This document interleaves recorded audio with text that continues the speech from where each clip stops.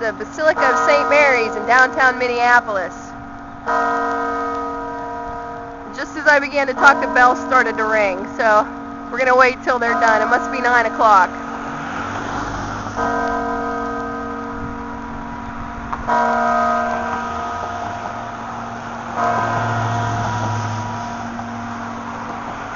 There you go.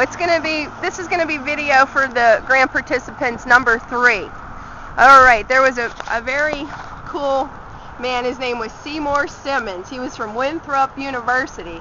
Can't remember if it's North or South Carolina. Very entertaining, very charming man. Okay, but he went over all the myths of creativity. His presentation was called, Creativity.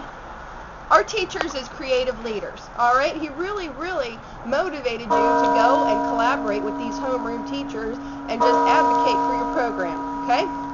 Myth number 1: creativity is a matter of talent.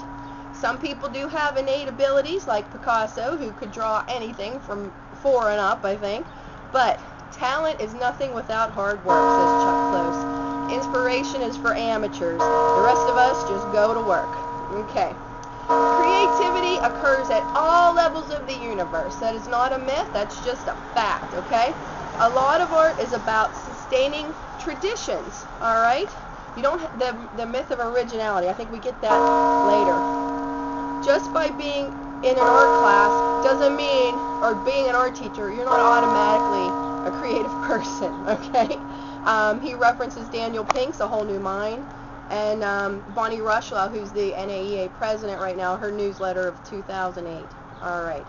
Myth number 2 is the myth of suffering, such as Vincent van Gogh, Jim Morrison, Frida Kahlo. All right. Let's see.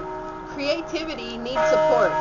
Vincent van Gogh said, I do infinitely better when my belly is full, things like that.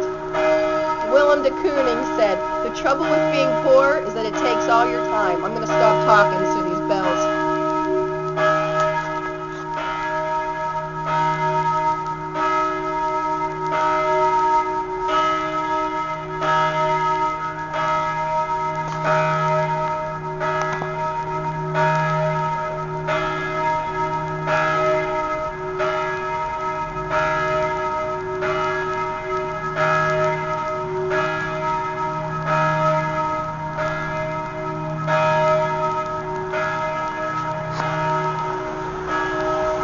Well, apparently they're not going to stop anytime soon, so I'm just going to have to talk loud and take the funny stares. Alright. Patricia Stokes says creativity must have constraints. Constraints either artists set for themselves, foster the creativity. You can't just do anything and everything, but setting constraints leads to creative problem solving. Okay, myth number 3, the inspiration myth, the myth of inspiration. The eureka moment can and does happen, but only to the prepared mind. Okay, the practical implications.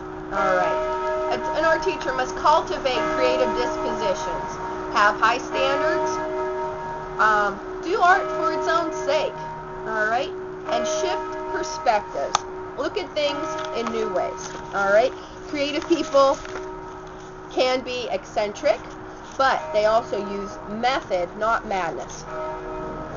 Picasso left 175 sketchbooks behind, and who knows how many he destroyed in the process, okay? Work, work, work.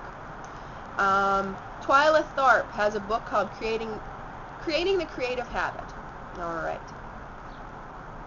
Cultivate creative thinking. There are a lot of examples of sketchbooks by non-artists. Thomas Edison, Henry Ford. All right, they kept their notes down. It takes the preparatory work, the prepared ground, in order to harvest the crop, I guess. All right. Another myth, let me see, is isolation, such as Georgia O'Keeffe out in the desert painting her huge vaginas, right? Flowers. Okay. Also, she was married to, what's his name? I forget. Stieglitz. all right, in New York City. So there you go.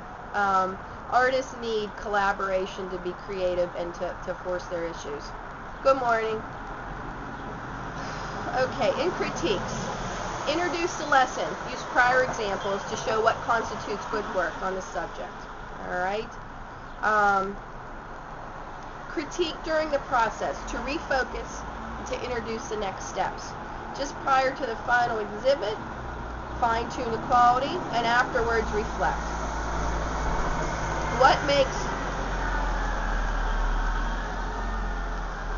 What makes artists grow? Conversations, collaboration, preparation, and process.